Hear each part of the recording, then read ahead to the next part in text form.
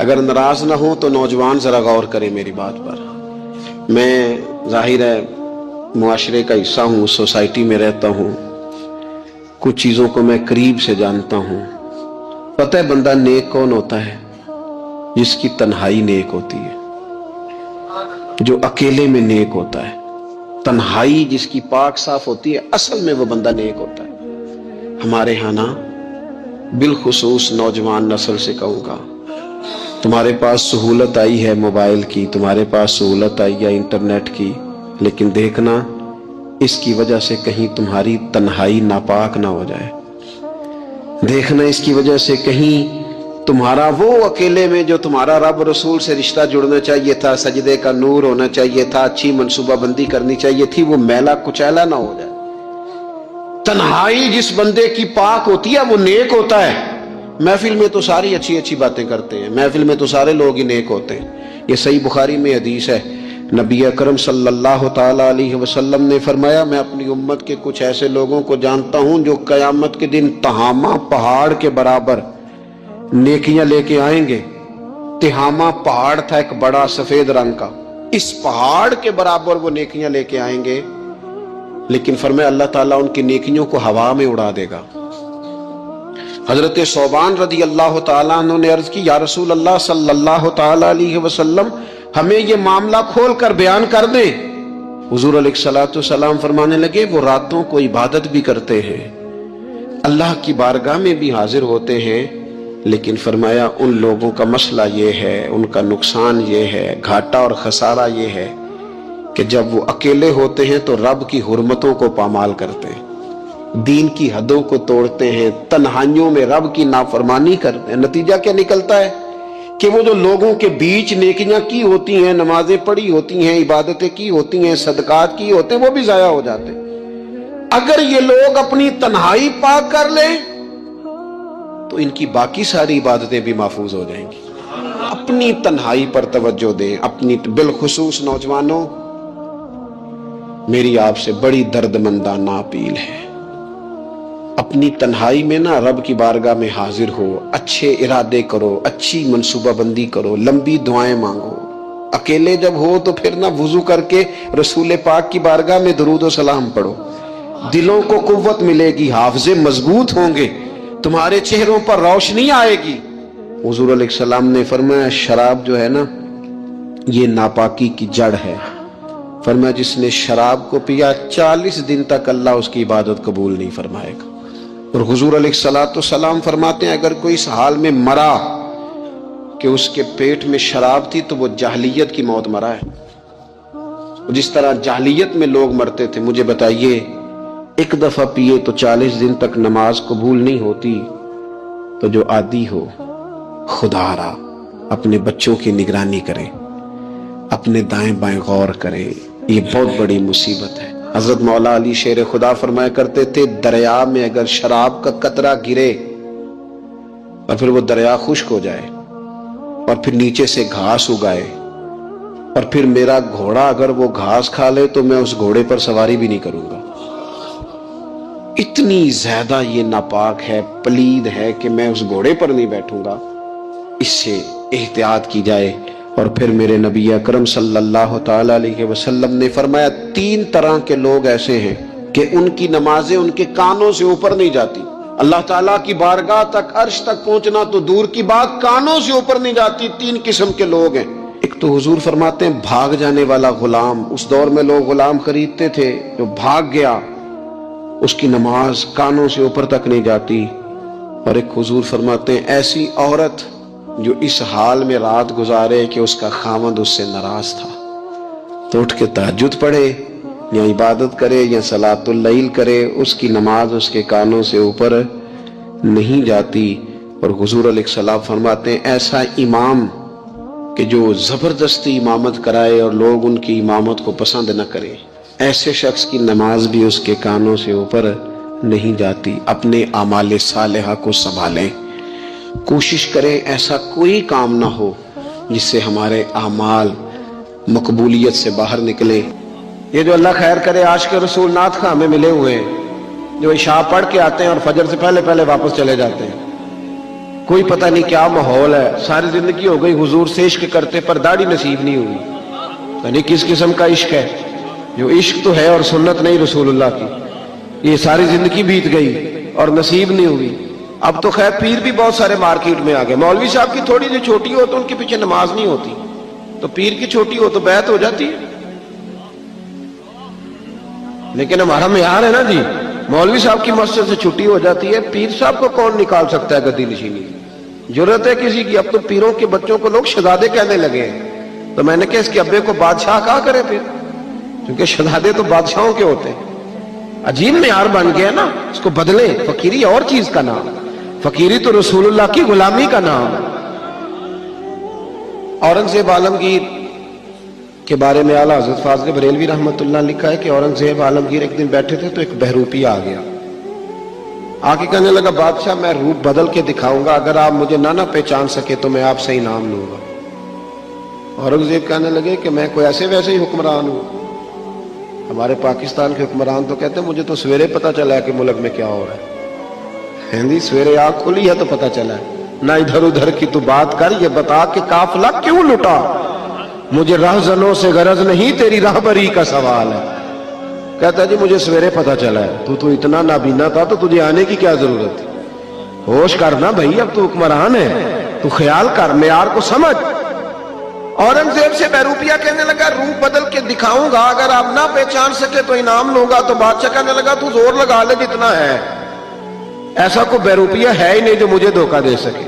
ملا جیون کے شاگرد تھے نا اورنگزیب عالمگیر، صاحب تفسیرات احمدیہ کے، تو بادشاہ نے نا ایک دن کوئی ٹیچر بھرتی کرنے تھے، تو وہ بھی آ گیا بڑی ساری ٹوپی پہن کے، جس طرح جناح کیپ نہیں ہوتی آج کل، تو بڑی ساری ٹوپی پہن کے نا تو وہ بھی پہنچ گیا، ہاتھ میں چھڑی پکڑی ہے اور ویسٹ کو ٹچ کر بڑا اچھا تیار ہو کے آیا۔ بادشاہ سب ٹیچروں کے انٹرویو کر رہے تھے، جب اس کی باری آئی نا تو بادشاہ نے 10 روپے دیے، کہنے لگا یہ تیرا آنے جانے کا کرایہ ہے، میں نے تجھے پہچان لیا ہے، چل دوڑ جا۔ اس نے کہا بھی تو واقعی بڑا سیانا ہے۔ کچھ دنوں کے بعد نا بادشاہ نے کہا کہ میں نے سپاہی بھرتی کرنے، تو یہ بھی آ گیا، کو 2-3 مہینے کے بعد مونچھیں ذرا بڑی کر لی اور بال تھوڑے بڑھا لیے، سمجھ لے کو اینک وینک لگا لی، روح بدل کے آیا۔ بادشاہ کے سامنے بہت سارے لوگ کھڑے ہوئے، جب اس کی باری آئی تو بادشاہ نے 10 روپے دیے، کہا میاں جا کوئی اور چکر چلا کے آ۔ بادشاہ جب سفر پہ جایا کرتے تو فقیر آیا کرتے تھے مانگنے والے، 2-4 مہینے کے بعد بادشاہ نکلا سیر کے لیے جانا تھا تو فقیر آ گئے، اس نے بھی نا منہ پہ سیاہی مال لی، کپڑے پھاڑ لیے، ہاتھوں میں کاسا لے لیا۔ بادشاہ نے باقیوں کو 5-5 دیے، اس کی باری آئی تو 10 دیے، کہا میاں یہ تیرا کرایہ آنے جانے کا، میں نے تجھے پہچان لی۔ اعلیٰ حضرت رحمت اللہ لکھا ہے اس کو، 2 سال بیت گئے بہروپیے کو روپ بدلتے، لیکن جب بھی وہ روپ بدل کے آتا بادشاہ پہچان لیتا۔ ایک دن بادشاہ جہاد کے لیے جا رہا تھا ہندوؤں کے ساتھ، ایک ریاست سے ٹکرانا تھا، ہزاروں کا لشکر اس کے ساتھ فوج کا، گرمی بڑی سخت تھی، بادشاہ ایک گلی سے گزر رہا تھا، ایک روڈ سے گزر رہا تھا، اس نے دیکھا کہ ایک بہت پہاڑی ہے، اوپر لوگ چڑھ بھی رہے ہیں اتر بھی رہے ہیں، اس کے دل میں خیال آیا کہ ادھر کیا ہے؟ ایک آدمی سے پوچھا یہاں کیا ہے؟ اس نے کہا جی وہاں نا اوپر ایک درویش بابا بیٹھے ہیں، لوگ اس سے دم کراتے ہیں، دعا کراتے ہیں، اللہ اللہ کراتے ہیں، نیک آدمی ہے۔ تو پرانے سارے لوگ اللہ والوں کو ماننے والے ہوتے ہیں۔ بادشاہ کہنے لگا میں بھی اچھے کام جا رہا ہوں، چلو میں بھی دعا کرا رہا ہوں۔ اب بادشاہ لوگ نازک مزاج ہوتے ہیں، آپ کو پتہ ہے، بڑی مشکل سے پہاڑی پہ چڑھا، اوپر گیا تو لائن لگی ہوئی تھی، کہا میں اورنگزیب، اس نے کہا جی ہمارا بابا امیر غریب کا فرق نہیں کرتا، ملنا ہے تو لائن میں لگ جاؤ۔ اورنگزیب لائن میں لگ گیا، 50 آدمی تھے، تھک گیا، دھوپ بڑی سخت تھی، نمبر آیا، اتحیات کی حالت میں بابا جی کے پاس بیٹھا، ہاتھ چومے، کہا حضور میں جہاد کے لیے جا رہا ہوں۔ بابا جی نے دعا کی، اچھا جبہ پہنا ہے، داڑھی رکھی ہے، پگڑی باندھی ہے، دعا کی، نصیحتیں فرمائی، اور پھر فرمایا آخر پہ کہ اگر تو جیت گیا تو تکبر نہ کرنا، ہار گیا تو مایوس نہ ہونا، یہ نصیحت کی۔ اورنگزیب کہتے ہیں کہ میں نے چند سکے نہ بطور نذرانہ کے بابا جی کے مصلے کے نیچے رکھے، اور جب میں الٹے قدم اترنے لگا تو بابا جی رومال جھاڑ کے کھڑے ہو گئے، کہنے لگے آج نہیں پہچانا تم نے، کوئی نہیں سمجھ آئی آپ کو، کہنے لگے آج نہیں پہچانا، आज तो नहीं ना पहचाना, रख मेरा इनाम बनता है, रख इधर। बादशाह कहने लगा अल्लाह तेरा भला करे, तूने तो थका दिया, कहां चढ़ा हूं कहां रुका हूं, पसीना पैरों तक आ गया है, पर चलो बात बन गई, तूने भाई कमाल कर दिया, औरंगजेब को धोखा दिया।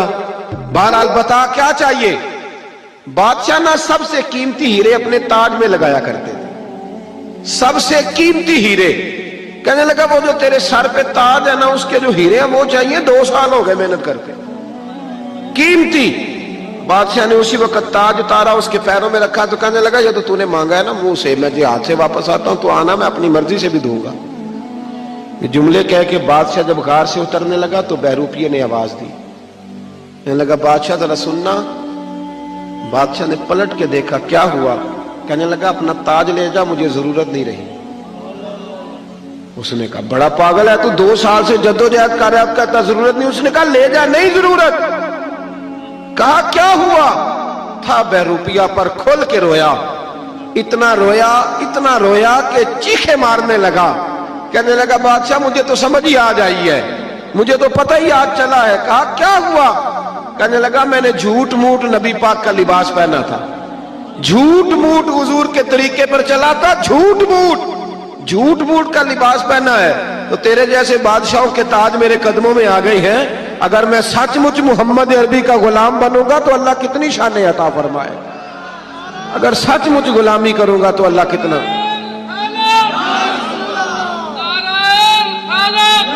भाई यहां तो जिन्होंने झूठ मूठ नाम लिए उनकी मौजें लग गई, तो जो सचमुच करेंगे बताइए अल्लाह कितनी शान अता फरमाए। अपना म्यार ना बदले कभी भी म्यार। हमारा म्यार बड़ा अजीब हो गया है, बड़ा अजीब म्यार है, यानी अजीब रंग है ना हमारा, कि खुशी का मौका हुआ तो शैतान को दावत देनी, बेटे की शादी हुई तो जराना शैतान से, ढोल ढमक्का शोर शराबा, और जब कोई मर गया फिर अल्लाह रसूल से दोस्ती, फिर खत्म शरीफ, रब रसूल से दुखों का रिश्ता। जब तुझे शौक आए और तेरे ऊपर नेमत हो तो फिर तू गैरों को दावत दे, या तो कर ना कर जुर्रत, फिर कोल वाले दिन भी बैंड बाजा बजा तेरा पता चले, फिर एक तरह का म्यार कर। दुनिया रखना, मैंने दुनिया रखनी है जी, मेरे लोग क्या कहेंगे, तो लोग तो किसी को अच्छा कहते ही नहीं, फिर क्या तू सारी दुनियादारी करके ठीक हो गया है? सहाबा ने कोई म्यार नहीं बनाया, उन्हें पता था कि मुस्तफा से वफा करेंगे तो बचेंगे। इंसान का किसी चीज का आगाज करना यह भी एक मुश्किल काम होता है, लेकिन उसकी असल जिम्मेदारी तब शुरू होती है जब उसने उस काम को अच्छे तरीके से उसके अंजाम तक पहुंचाना हो।